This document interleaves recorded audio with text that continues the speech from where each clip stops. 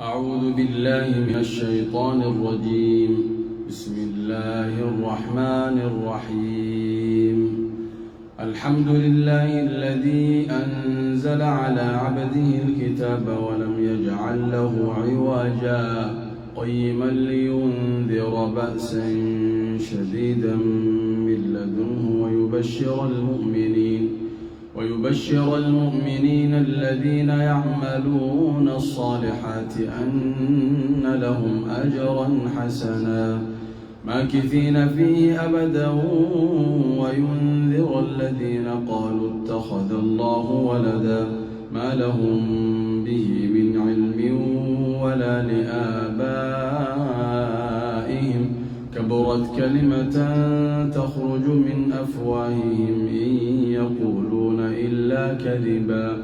فلعلك باخع نفسك على آثارهم إن لم يؤمنوا بهذا الحديث أسفا إنا جعلنا ما على الأرض زينة لها لنبلوهم أيهم أحسن عملا وإنا لجاعلون ما عليها صعيدا جرزا أم حسبت أن أصحاب الكهف والرقيم كانوا من آياتنا عجبا إذ أوى الفتية إلى الكهف فقالوا ربنا آتنا من لدنك رحمة وهيئ لنا من أمرنا رشدا فضربنا على آذانهم في الكهف سنين عددا ثم بعثناهم لنعلم أي الحزبين أحصى لما لبثوا أمدا نحن نقص عليك نبأهم بالحق إنهم فتية آمنوا بربهم وزدناهم هدى